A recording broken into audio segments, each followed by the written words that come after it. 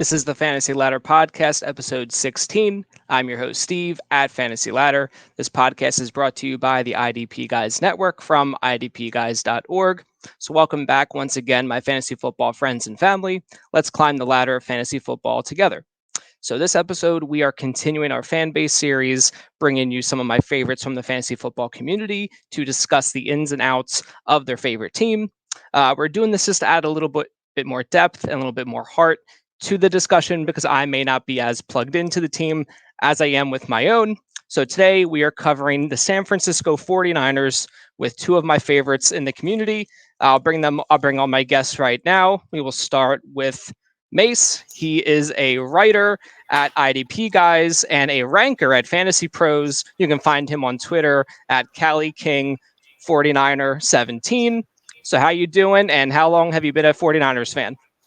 Yeah, Steve, thank you for having me. I'm ready to climb the fantasy ladder here with you, right? So, I've been a 49er fan, not as long as I can remember. I actually started off being a Vikings fan.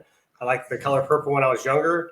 I think when I was 4 or 5, my dad said the Niners beat the brakes off them. So it was just like circumstance that I'm from California. I ended up liking the Niners. So, longtime Niners fan. Love Merton Hanks, Bryant Young. Those are kind of the guys that got me onto it. Steve Young, Jeff Garcia, T.O.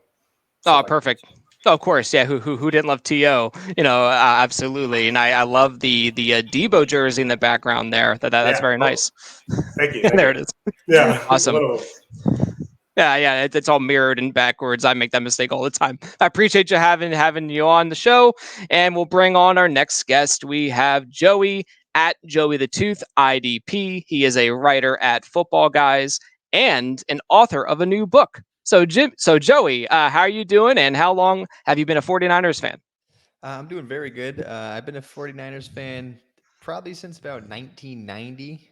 My dad was a Giants and 49ers fan, and I had a choice, and it was like the last full season of Joe Montana with the 49ers, and it was him and Jerry Rice, and I was just like, cool, Dad, these guys are great. And he's like, smart move, kid. Smart move, kid.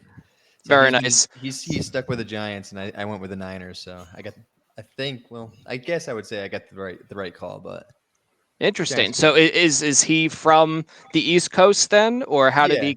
Yep. Oh, gotcha. That makes sense. I became a 49ers fan. I think it was just because of Joe Montana and Jerry Rice, but. No, for sure. It's like so some of those really strong teams or players in the 90s. Like I remember a lot of friends of mine were just Packers fans because of Brett Favre or whatever, or some of the first Super Bowls I remember watching were like the ones with John Elway and the Broncos.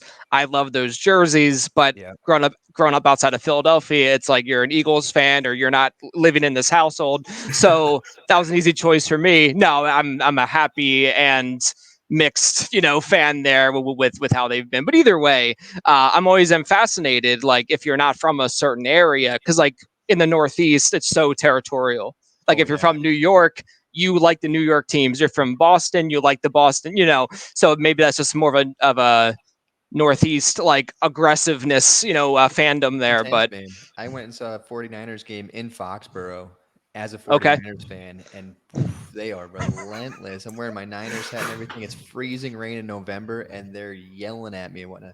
You suck. And the 49ers won, so I was kind of just like, yeah.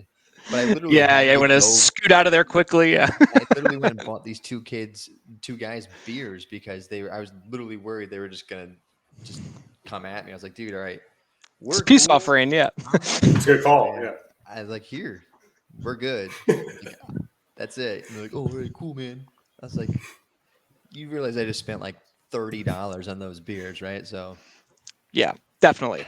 Yeah, no, it's definitely anytime I've been to an Eagles game, even as an Eagles fan, I'm on like high alert, just because people just get there before the sun comes up and they're just drinking. Like the tailgating scene is quite fun, but it can just get a little like a little out of hand. That's right.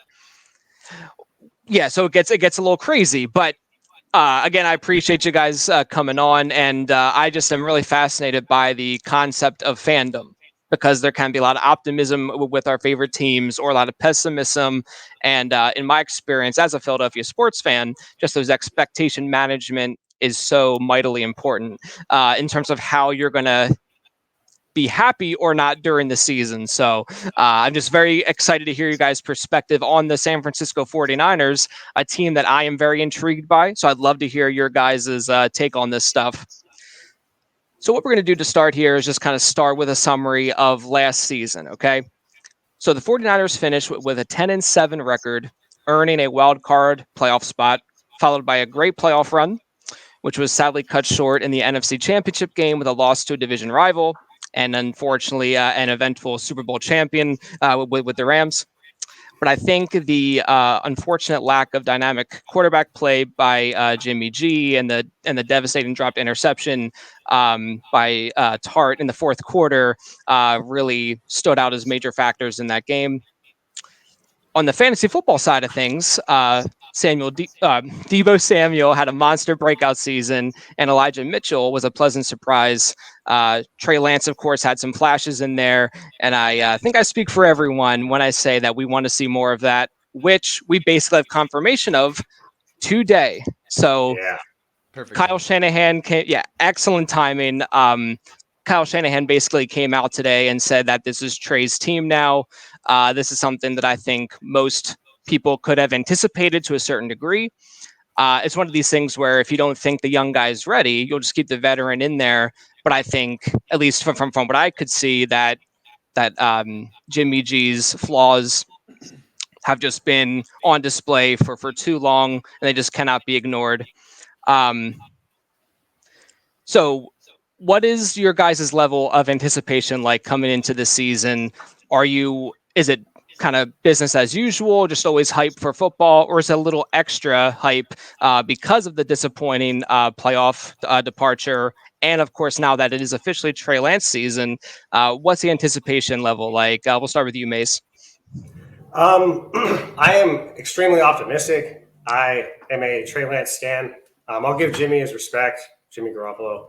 I was calling him Jimmy Grit and stuff to see what he went through, to go through that Kyle Shanahan offense and like how tenacious he is as a coach and what he expects out of his players. I mean, obviously, I don't know on a personal level, but you can see it just the way that it affects the locker room and how guys talk about it and just the snap of that offense and how that offense, even with the Rams or all over the NFL, is kind of not taking over now, but it has already taken over. So with Lance coming in, I do expect a couple speed bumps maybe, but it's going to be ironed out by the flashiness and the pizzazz that offense is really going to bring.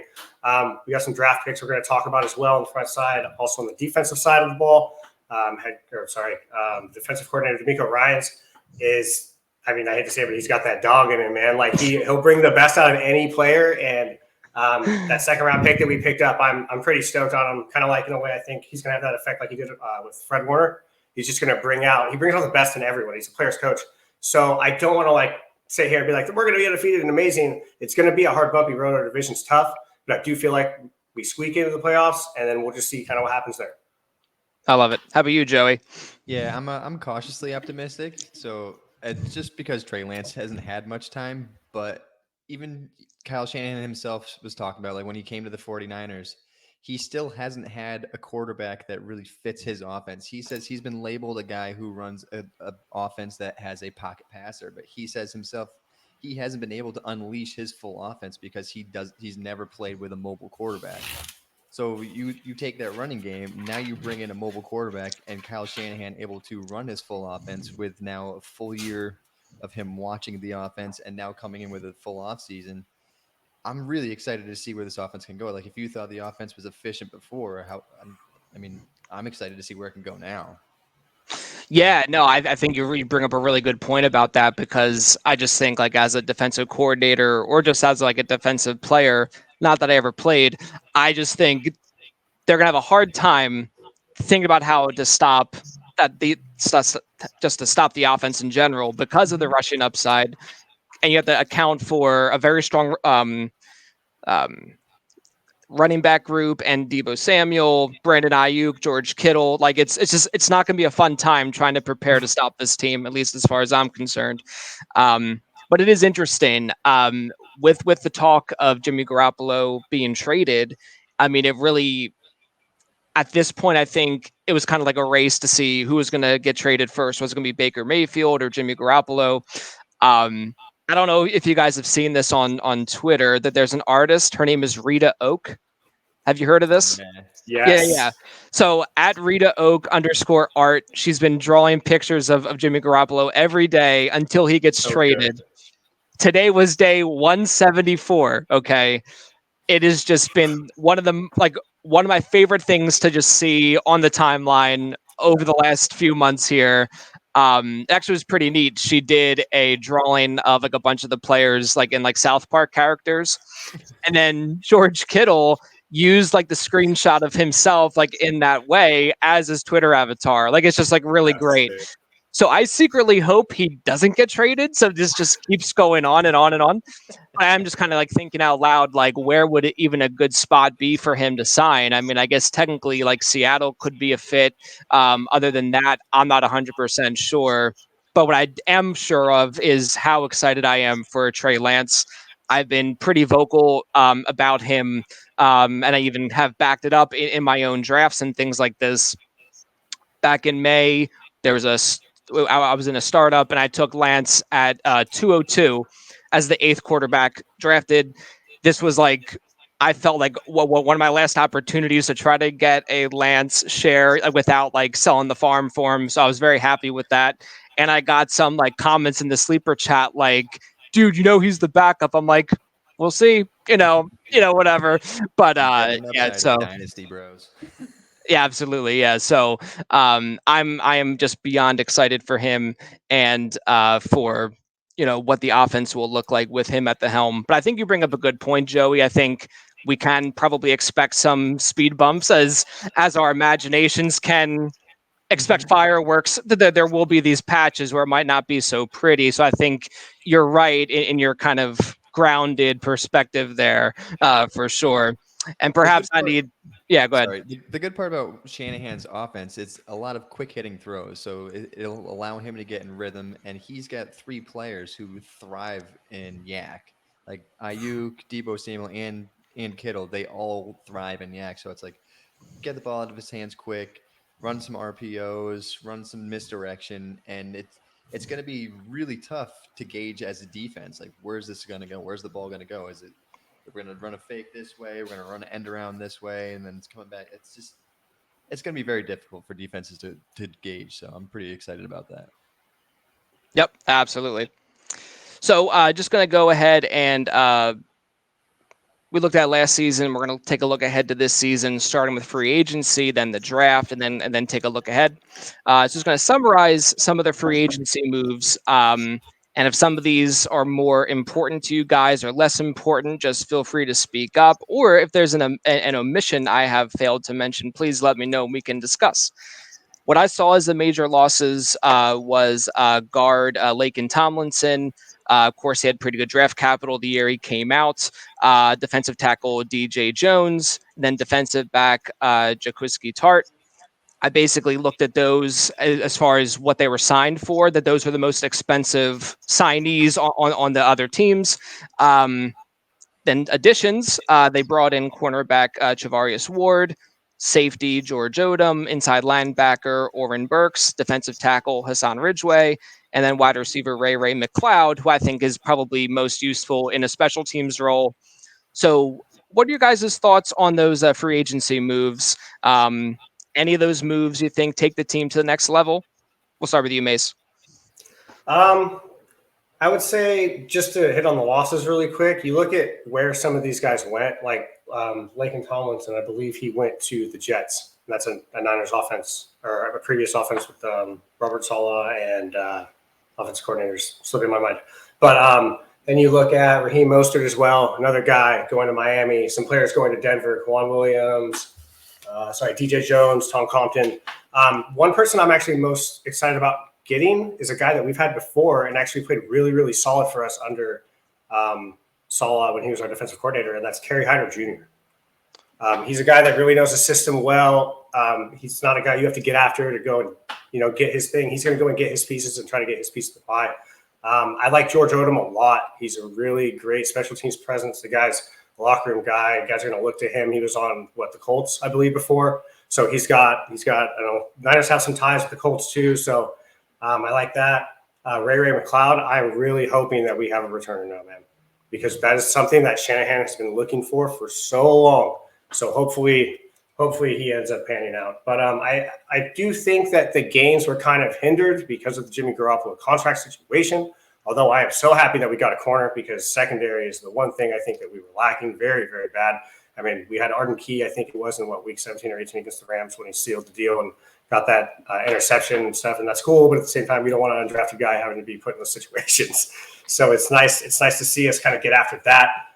More excited to see kind of what we do going forward, but I feel like we're going to be padding a lot of salaries and tying some guys down probably to about 2026, 2027, something like that. So I feel like it's a lot of insulation. We have our foundation already set. I feel like with Trey Lance coming in, that's just kind of like the big gain here, if anything. Gotcha. Yeah. How about you, Joey? Any different thoughts there? I get a little worried, honestly, with the loss of Tomlinson. The offensive line, they lost Alex Mack too to retirement. Their starting center. So you lose your starting center, you lose a starting guard, and they didn't really do too much to add. They added a couple of rookies, which we'll touch on later. But when you have a young quarterback coming in and he's starting his first season, and then you have like two of your starting interior linemen gone, it's another thing that's going to send you into that cautiously optimistic phase. So as long as they can get the ball out of his hands quick and they can use a lot of movement, misdirection, it's not going to be that big of a deal. But that's the thing that worries me the most about their losses. Additions, Javarius Ward, fantastic. Great addition because we needed an outside corner. Manuel Mosley's been pretty much their best corner since he's got there, and he was undrafted, wasn't he? He was like a 6th-round pick a couple of years back. But it's actually going to allow Mosley to be a little more mobile on the team. So he's probably going to play a lot of slot with Williams gone, because Williams, like, he was an unsung hero of that defense. People don't give that man enough credit. Like, he was a fantastic slot corner for that defense. He could blitz. He was great in coverage. He was a fantastic tackler, good in run support. Mosley has a lot of those same traits because he's very aggressive, but he's a little bigger. So I think if they could slide Mosley inside now and use him in the slot more, that could actually bring another level to that defense. Gotcha. Yeah, Mace, I like the comment you made about the team already have a very solid foundation, because I think the majority of the team has been pretty well intact as far as I could tell since they made their Super Bowl run a couple of seasons ago. Then they had that down year where just like everyone got hurt. It was horrible. And then last year, again, another deep playoff run. So it's like sometimes you don't need to have these big flashy signings, and maybe that they were kind of like not able to explore that as much because of the contract at Garoppolo. But like, were there any other players maybe like you were kind of hoping that they would have signed, like some guys I just off the top of my head, like maybe Allen Robinson, if you're able to bring it, or maybe like Jarvis Landry, Tyrann Mathieu, anyone like that you were hoping that they would have looked at? Yeah, I was thinking before the draft, I mean, Julio Jones, just because of the history, but obviously he just signed today with Tampa Bay. Quan Alexander is still a free agent, and he was part of the Hot Boys. So I was hoping that maybe we might bring him back just as a locker room presence, get him in there, get him aggressive on third down, things like that. Maybe Carl and C, but we got the DN, so I was just looking maybe for like a role getter there. The center, J.C. Treader from the Browns, he does gap and zone blocking. I'm not sure if he's signed yet, so we'll see kind of what happens there. I'm not exactly sure what direction the Niners are going in as far as the line, like Joey was bringing up. I haven't really got in after the training camp stuff, still waiting for it to kind of develop before I say anything. But just, yeah, I mean, Allen Robertson, but just knowing with the contracts and like scenarios, and then we also have Armstead taking up a lot of money as well on the interior of the line. So I wasn't really expecting anything. I think Ward was more like, oh, okay, let's go. Let's do this, man. Like I was not expecting that. So it was a nice little, Salt Bay dash on there. Nice. I like that. Okay. Yeah, so obviously free agency is only one way to build a roster, but of course they can do that through the NFL draft. They did not have a first round pick. I believe it was because of the trade to acquire the pick to where they got Lance. However, in round 2 at 61st overall, they took a defensive lineman, Drake Jackson, out of USC. Round 3, pick 93, they took a running back, Tyrion Davis Price, out of LSU.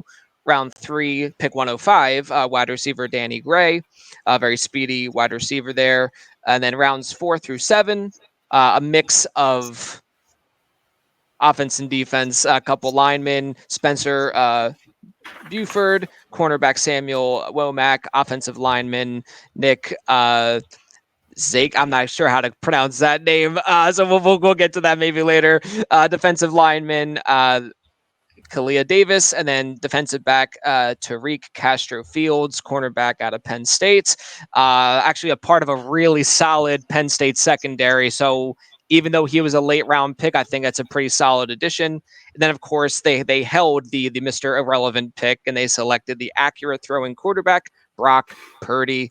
So what do you guys think about this draft class? And do you have a favorite or a least favorite pick? We'll start with you, Joey.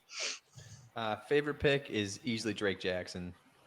I mean, they've kind of since D4 they acquired D4 to pair with Nick Bosa, and though he contributed pretty well his first year. Since then, he just hasn't seen the field, so they've been struggling to find a presence. Carrie Hyder had 8 sacks a couple of years ago, and he was a big presence. Arden Key even played well at the end of last season, but they've struggled to really find a consistent presence across from Nick Bosa, and it doesn't allow you to really unleash Bosa because he's constantly seeing multiple double teams and he's just soaking up all the attention. But you bring in a guy like Drake Jackson, he's probably got some of the most bend of any defensive end in the draft. Like he's super flexible, he's quick, he's athletic, he's powerful, and he has a plethora of pass rushing moves. The only thing I had as a negative on him going into the draft was maybe his motor. He was a little, he took plays off. You can see him kind of a little lax, maybe uninterested at times, but I don't think playing for Shanahan, D'Amico Ryans, that's going to be a problem. I think he's just going to get there because if you don't buy in, you don't play.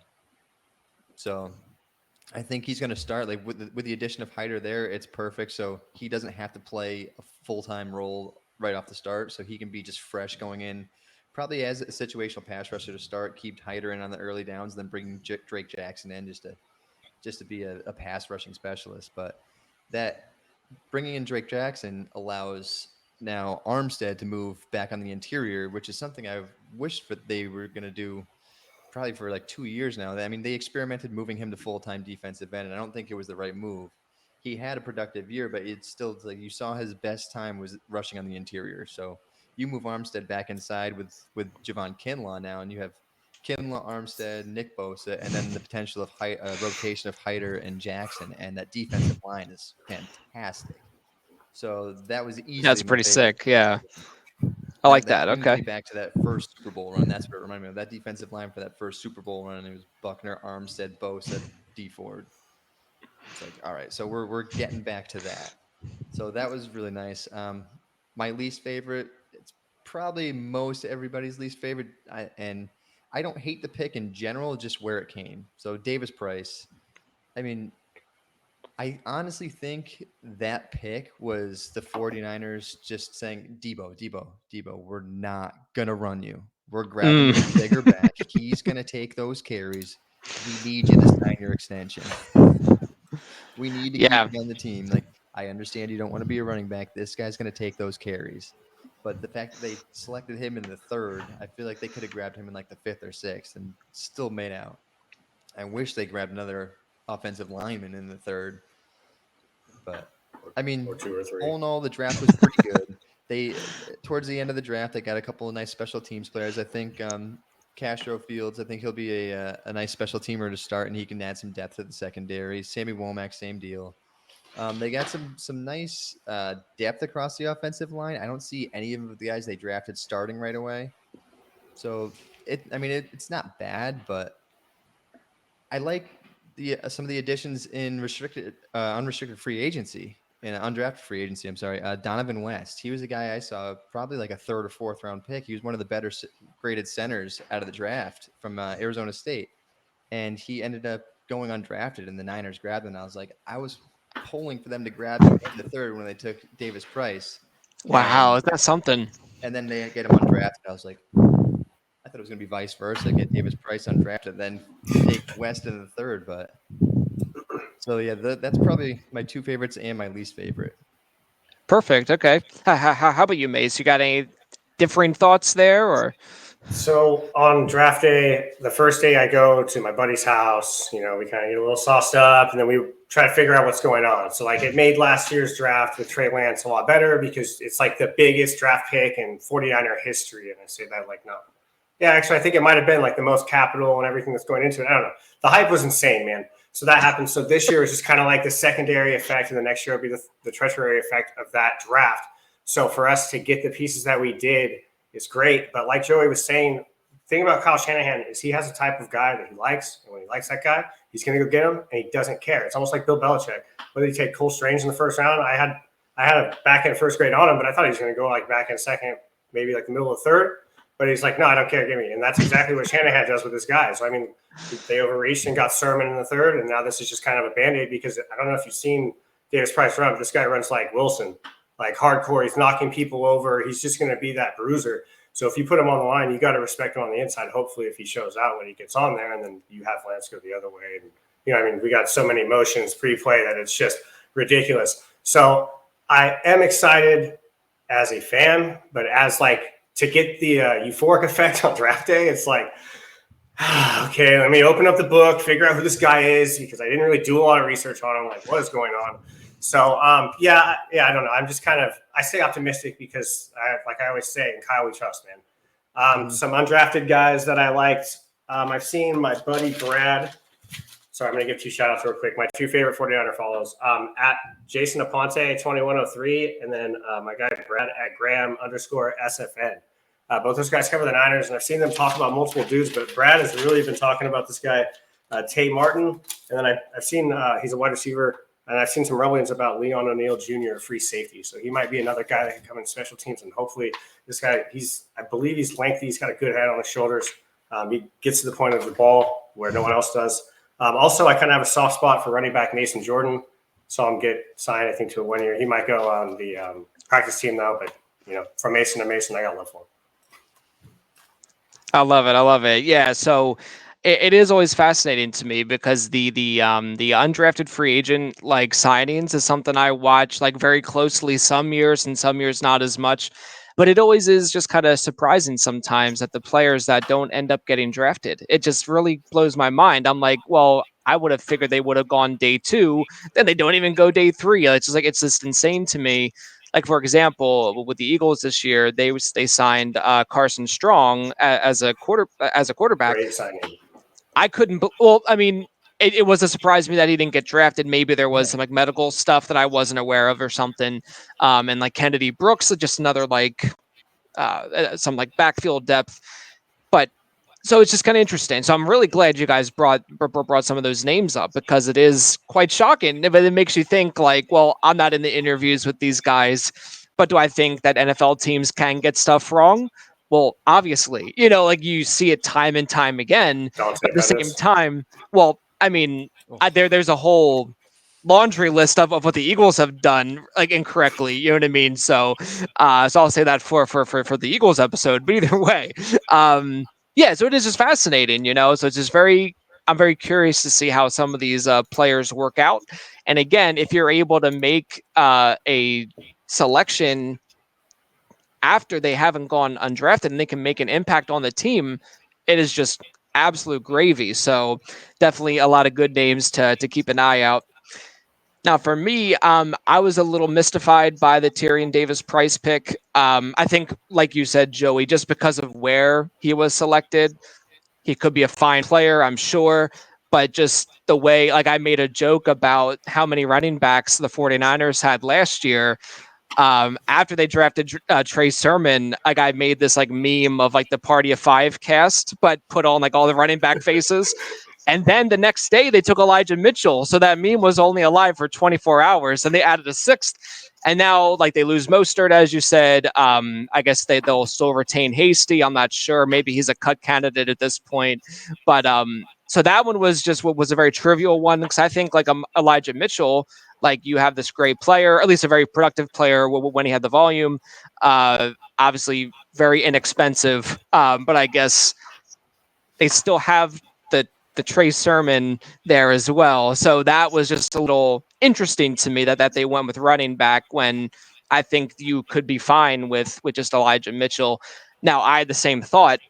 when the Jaguars drafted Travis Etienne when they already had James Robinson. I'm like, why are the Jaguars doing that when they have so many other needs and they have James Robinson? You know what I mean? Like, I just thought they could have gone a million different directions. Big fan of Etienne, don't get me wrong, but I just was very surprised at that. So this is like another one of those situations, but obviously not as high capital as Etienne, obviously. So that one was a little funky to me. And then Danny Gray, who I do like as a speedy wide receiver, I just probably would have preferred someone like Romeo Dubes just to kind of balance out like the wide receiver core, like size wise.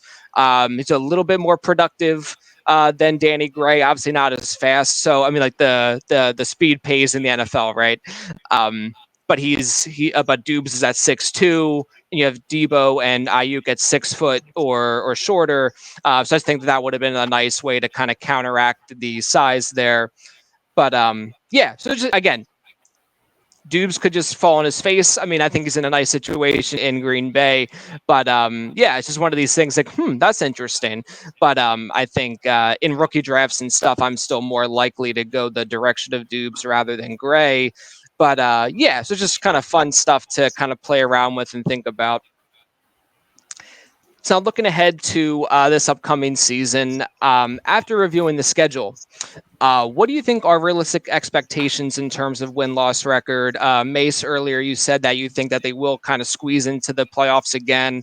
I think it's very likely that they could be playoff bound, even though it is still a pretty tough division.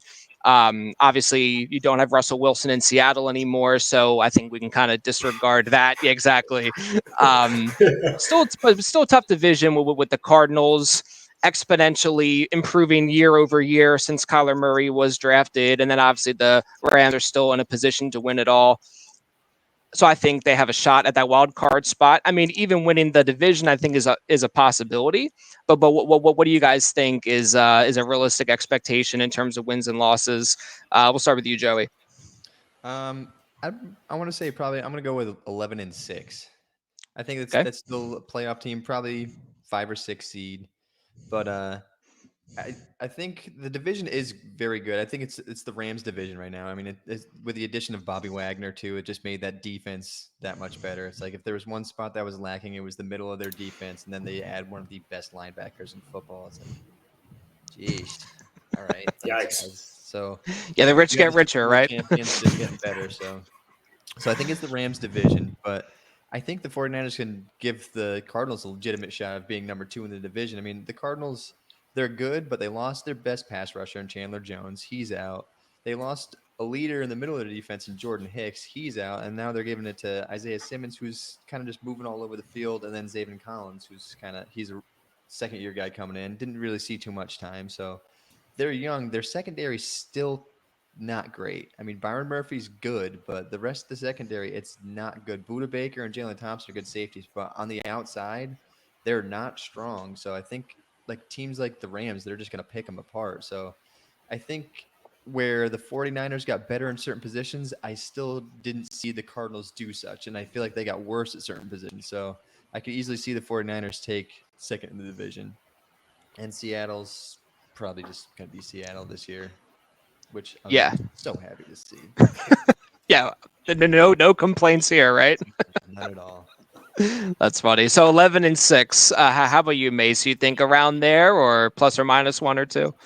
Yeah, I had 11-6, 10-7. I'm thinking 11-6 if we get all of our gimmies. There's always that one game. I got a splitting. Actually, I think I have us beating, or no, I have a splitting every single game in our division just because for some reason we can't get the monkey off our back in Seattle. But whatever. So, yeah, I think our best case or the ceiling here is like 12 wins. And I think at worst, like for me to feel optimistic about the year, I don't know, 9 wins just feels stinky to me. So I'll just sit pretty at 10. There's too much, like I've been talking about, foundation there, and I really don't feel like Shanahan is going to fail any of his guys. And where Jimmy's flaws were and Trey's flaws are right now, Trey's only going to improve, and he adds another dynamic to that offense, like we were talking about earlier. Shanahan's offense is layered, has more layers than an onion, man. So I'm just I'm ready to see what they do. I'm just looking at their roster right now in front of me, and it's just nice. And to see some of the pieces they have stepping in, like Hufanga, the safety coming in, they're going to use him in a multitude of ways. He's not amazing in pass coverage or anything like that, but D'Amico Ryans knows exactly what he's doing, man. So I've got full trust in him. And where that offense kind of slips up, you're going to have Fred Warner and that defense kind of step up. So, like Joey said, I'm feeling second place. We do some bonehead stuff against the Cardinals. We saw it last year. I mean, even back to Larry Fitzgerald jumping in overtime over someone and catching the ball in the back of the end zone. Like, the Cardinals just always seem to get one on us like that, man. So I am optimistic. I'm feeling. I do think 3 teams from this division do get into the playoffs. So I do feel ultimately, if we do get 10 wins, we will be in the playoffs. Gotcha. Perfect. Yeah, I like it. I think I think it's very reasonable, but I would also would peg them as one of the wild card teams. Just kind of looking over the scope of the conference, I think possibly the Eagles and the Cowboys. I think either one could have the wild card spot or the division. So I think the next one could be the 49ers if they don't even just win the division period, which I don't want to get too. I don't know. I may just be too excited for Trey Lance, but I do think they will be a solid team. But yeah, I'm very. I'm anticipating the 49ers will be more than my own Eagles. I don't know, but either way, very very exciting. But I think 11 wins, 10 wins, somewhere in there is very possible for sure. So at the end of the day, we do want this show to be a fantasy football show. I do enjoy the normal football talk, but we're going to dive into players in the San Francisco system to target or fade at projected cost.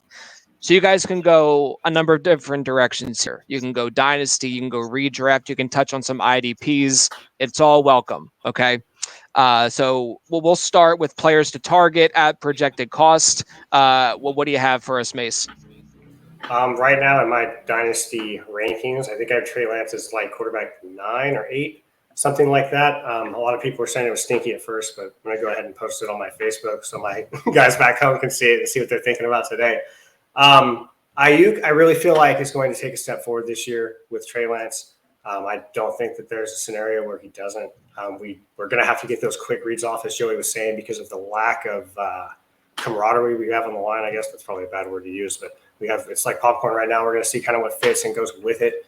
So quick reads and going. Deebo, obviously, he's not going to be as dynamic, I feel, as last year. I mean, he's an amazing player, but for fantasy purposes, he's not going to be doing as many dual threat things like that. So he will get his yak, but it's just going to be mainly in the passing, I'm assuming. Could be wrong there. Kittle hopefully takes a step up. I'm not really sure, though, because if the line is lacking, then we're probably going to have to keep him home, contain the edge, stuff like that. The Niners offense goes through the edge. And then, I mean, if you want to throw a streamer on the third-round wide receiver from SMU, go ahead. But I kind of like Jennings a little bit more in redraft formats, I would say. I'll go ahead and let Joey hit the IDP since he's been doing the IDP probably a lot longer than me. So, see, Nick Bosa, I have him as my DL2 overall. So Nick Bosa is definitely a guy I want to target. I mean, he could even surpass Myles Garrett this year. I love Myles Garrett, but Nick Bosa has tools. What you saw in the playoff run, especially the first playoff run, you watch how he terrorized Patrick Mahomes in that Super Bowl. Nick Bosa was the best player on the field. It's just they got outplayed in one quarter badly, and it drove me nuts. But we'll get past that. So Nick Bosa's got a target. Fred Warner is a good linebacker to target. Probably like if you have a spot between like linebacker, if you're picking a linebacker, like the top 7 are gone. Fred Warner between linebacker 7, linebacker 15. He'll fit right in there perfectly. Even Dre Greenlaw, he's a nice late round pick you want to grab. He averages about 7 tackles a game, and he's probably going to be 110 tackle guy. So you can grab him as your LB3 easily. So, let's see. And secondary, Jimmy Ward's kind of a sneaky pick. I mean, he's going to be, if he can stay healthy. I mean, he plays well when he's healthy. It's just he's rarely healthy, and they've moved him around in the formation so much. He plays slot. He plays free safety. They had him play some 2 safety. It's just he's kind of tough to pin down. But Talanoa Hufanga, he's going to be a guy I want to watch. So they drafted him in the 6th round, but I mean, he was the Pac-12 defensive player of the year the year before he was drafted. So it's like you're a good football player to get that. I mean, that just doesn't happen to anybody. So his downside was his lack of athleticism. But it's like some guys, like May said, we don't like to say it, but they have the dog in them. but like he really does. He understands football. Yeah. He knows where to be. He's a playmaker. He's a turnover forcer. He's a smart player. So he's a guy that I think they're going to use a lot on the back end. So Eric Armstead, if he can get a nice switch to defensive tackle for his player designation, he's an awesome player to target for D tackle. I mean, he's such a great interior pass rusher. You can grab him at the end of a draft if he switches to DT and be your starting D tackle, because people don't really draft many defensive tackles. And I mean, I think the last time he was a full-time defensive tackle, he still had 6 or 7 sacks. So it's like, as an interior pass rusher, that's really good. Drake Jackson is a guy I'm taking. I mean, he's honestly in rookie drafts, he dropped to like 4th, 5th round, sometimes 6th round. So it's like you have a guy who's probably going to see consistent like 50, hopefully 50% snap share playing across from Nick Bosa on an incredibly stacked defensive line. There's the opportunity for him as a rookie to be very productive, but just to learn from Nick Bosa, learn from the guys on the line, learn from D'Amico Ryans with his tools, he could be a great pass rusher going forward. Gotcha. Yeah. So for me, Dynasty, the number one target is Trey Lance. Again, I've been pretty vocal about that. I've drafted as such, so I'm all aboard, the Trey Lance train, if you will. Now, from like a single season or a redraft perspective, I think a lot of the 49ers are valued appropriately.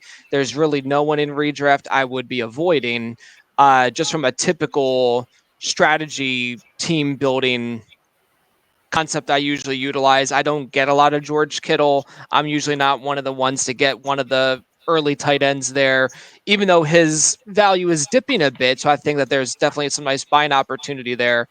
I'm just usually not going to be the guy to get a tight end in the first like 7 rounds. It's just rarely going to happen. I try to target those guys through trade, like in the middle of the season, where it makes sense to. You know what I mean? So I just haven't had a lot of George Kittle over the years in redraft. But I mean, Dynasty, you're just gonna start him until he's out of the league, just because he could break a game open. Like, he's just awesome. Now, some players to fade. And on the Dynasty side, if I'm doing a startup today, I think Elijah Mitchell is a guy I'm probably going to be avoiding. Unless he just becomes just too cheap, then I'll get him. Although if I have him, I'll be happy to hold him where I have him. But just with the way the 49ers just keep on drafting the backs, it's a little worrisome for me, even though he was such a great surprise last year. He was very productive. So he was great, but not necessarily someone I'm going to get at cost in Dynasty. And like I already mentioned in redraft, probably will be fading Kittle just for the draft process, not someone I'm going to be shying away from acquiring midseason. So how about you guys? Is there anyone that you are fading in this system? We'll start with you, Mace. Just Deebo and his current ADP. I love Deebo, obviously. But right now, he's just a little bit too spicy for me. If he's just going to be a one-dimensional player, then I would like for him to fall down a little bit before that. Another name, real quick, that I wanted to go over for IDP was Mosley. As Joey had said earlier, if he ends up going in the slot, depending on how the Niners utilize him, he might be going in for blitzes, crashing down, going on the outside. Mosley's a very aggressive player. And in the past, like on weeks where we haven't had that starting quarter and he's had to fill in and go up against guys like Devontae Adams, they're going to target Devontae Adams 10 times. That could be like 8 tackles for you right there. You know what I mean? On top of the pass deflections or whatever else. So the Niners, the main thing with them is just to look at the trends. And like you were saying, Steve, don't really buy in overly aggressively on the ADP because it could end up biting you. It's more of a, like you said, come up at the halfway point of the season. You need an extra guy because you're sitting there at 5-3 and you need that tipping point. So you go and shoot whatever trade you need to do for a guy like Elijah Mitchell to put in your flex or something. That would be more of the move for the Niners. Just even with Shanahan's dad, it was the same thing with Davis and all that stuff in Denver. So.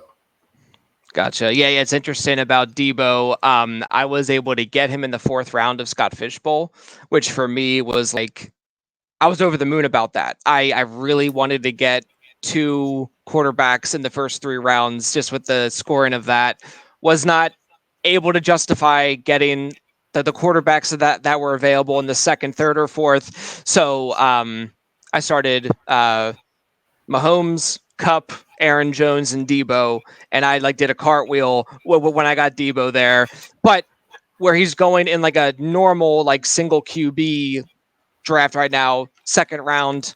I'm out there as well. I will not be getting a lot of Deebo at that price for sure, but really could not say no in the fourth in the Scott Fish Bowl. So I'm hoping he still does his thing. So I was really into him last year, and that just felt good, to kind of see that occur. I thought it was really foolish that people had Ayuk as high as they did compared to Deebo last year, and so that was like probably one of my best calls of like my advice giving career at this point, was to kind of fade Ayuk and take on Deebo a little bit later. But either way, I think it's a fair point about redraft for sure. How about you, Joey? You have anyone that you're fading at projected cost? I'm fading George Kittle. I'm the same as you, Steve. Like I don't draft tight ends early, and he blocks so much. He's so good at blocking that he's just doing it so often. And they might need him more. So Deebo, I'm not quite fading yet, even though his ADP is super high. I know he says he doesn't want to be a running back. I don't think he's going to line up in the backfield, but that doesn't mean they're not going to use him like a running back. They need a lot of quick hitting. It's going to be a lot of slants, a lot of screens. So they're going to get the ball in his hands a lot, and they're going to get blockers on the outside. So I think it's just going to be a different style of running back. It's kind of like Tom Brady's old offense almost, right? You have these quick hitters, you have guys, you have quick screens, you have short passes, intermediate passes, just getting the ball out of their hands and let your guys do the work. So they have the personnel to do it. So I think Deebo, I'm not as obviously as high as last year because he's not lining up in the backfield. He's not getting those goal line touches. Those I think are actually going to go to Trey Lance. I think he's going to get a lot of goal line. There's going to be a lot of option on the goal line. I still think Elijah Mitchell's good. I'm not fading or buying him. Like you said, if you have him, hold him because he's probably going to be another pleasant surprise that you got really cheap. But the only one I'm really fading is probably Kittle just because he blocks too much and he's going still probably as the number 3, number 4 tight end. Yeah, really quick. It's hard with the Shanahan offense because last year, like you said, people were bumping up Ayuk, and even me as an analyst, like I'm sitting there thinking, like, okay, like I know what he's capable, maybe not capable of, but like what I would think that he would be able to do. And then you roll out week one, and you got Trent Sherfield out there across from Deebo Samuel. He So got bullied anything in can the really doghouse happen, quick. man. It was weird. I think like Ayuk was in like Shanahan's doghouse or something. He just wasn't even playing, which I thought was like bizarre. I just thought like he would be good, but just not better than Deebo good where they were being drafted. And then he just wasn't even playing. Like that whole thing. Like I forgot about that whole thing until just this moment. I was like, oh my gosh, that was so strange. But yeah, it's a good point you bring up, Joey, about Trey Lance getting those goal line rushes because he was sort of compared to Josh Allen to a certain degree, big body, big arm, and he can rush. I mean, it's again that's not helping my excitement about Trey Lance at all. I'm gonna have to take a cold shower after this show or something. But yeah, I mean, if they are in the red zone and they have all these players to account for, I mean, Lance will just walk in, and he even did as much in little Mm-hmm. spots during the season. It was early in the season. I forget which game it was. It might have even been against the Eagles. I forget, but he just came in for like a quick play, and he got a rushing touchdown. It was Yeah. like his only touch of the game. It was fantastic. Um, but yeah, so I really like that point you brought up there. But yeah, it's just for me, it's just a very exciting offense to have players in. I mean, any Kyle Shanahan offense has just been really like fantasy friendly. So I don't see any reason why that won't continue this year. Yeah.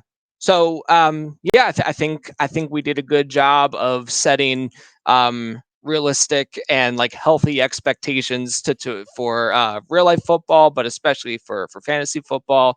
Again, I appreciate you guys coming on.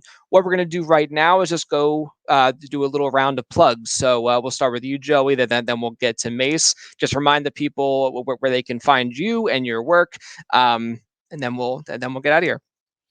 All right, you can find all my written work, rankings, and projections at footballguys.com.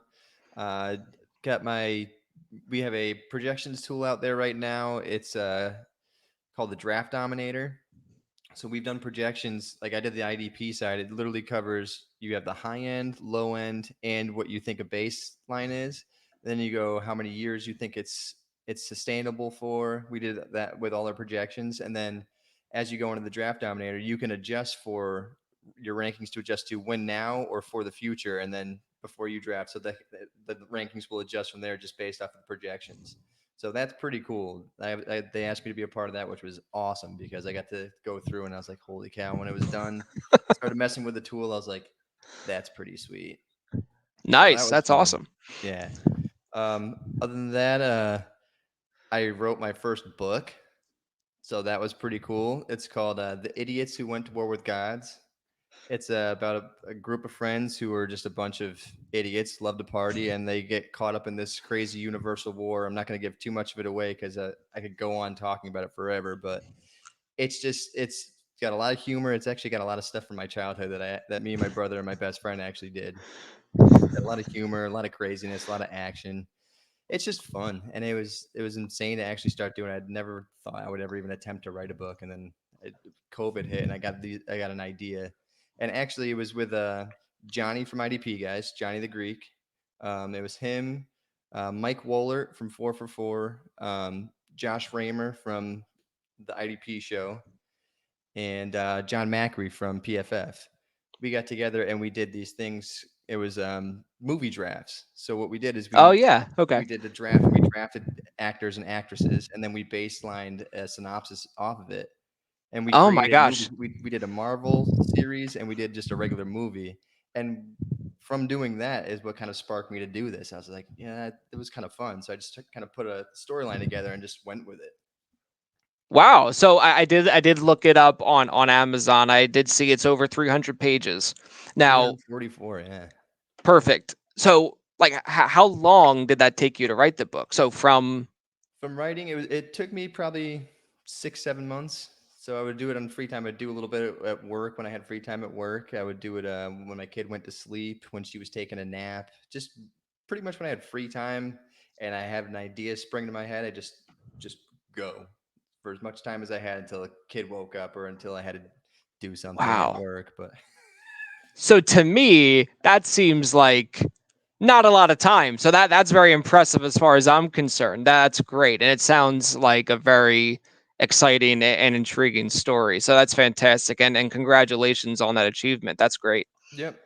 But other than that, fantasy football wise, we Yep. did the IDP guys draft magazine. That was fantastic. We had the IDP draft hub or the rookie hub for IDP guys. All the profiles went into there, so that was fun. We'll be doing that again next year. I am coming back. We'll be Oh, back to perfect. do some profiles next year. So still part of the IDP guys group. I'm here for anybody who needs me for anything. I like to kind of just be. I mean, I've been with them for 4 years now. So I think I have 230 written articles with IDP guys. Oh, And I help jeez. bring Yeah. projections to that site. So I don't want to just. I went to football guys. It was a great opportunity, but I don't want to just leave IDP guys. So I'm still here for anybody who needs help with anything. And if Nate needs me to do anything, if anybody has any questions, I'm always here. Oh, it's perfect. Awesome. Very cool. All right. All right, Mace. How about you? What you got coming out for us this year? Yeah, so just started doing the ranking thing on Fantasy Pros, write articles, IDP, hoping to somewhat emulate the amazingness that Joey did over there. With the season coming, I'm not really sure like what I'm going to have in store, but I'm going to be doing some weekly stuff as well. Don't really have any plugs. Not as exciting as Joey. My life is just my kids, and then I'm a stay-at-home dad right now. Still going to school, but I wanted to leave everyone with a quote, if you don't mind, Perfect. from head coach Kyle Shanahan. All right. He stayed healthy last year running the zone read. When you do the zone read, everyone on the opposing defense is accounted for, and there's not many hitters. That was 2012 when he was RG3's offensive coordinator, talking about him. So I kind of like was looking back, not that I think that that's the exact offense that they're going to run, maybe something like that based off of. Trey Lance did have 4 runs of plus 10 yards last year. So I am super excited. Steve, thanks for letting me climb the ladder, do the plug again. Joey, it's always been, I mean, I've always kind of looked up to you in a sense, man. So super stoked to be on here. Thank you guys so much. That's great. Awesome. Well, guys, again, thank you both for coming on, and best of luck to you and your fantasy teams as well as your 49ers, unless, of course, they come head to head against the Eagles. In that case, whatever. But either way, I am very excited for the work that both of you are doing and for the 49ers season upcoming. So thanks again, and best of luck. Have a good one.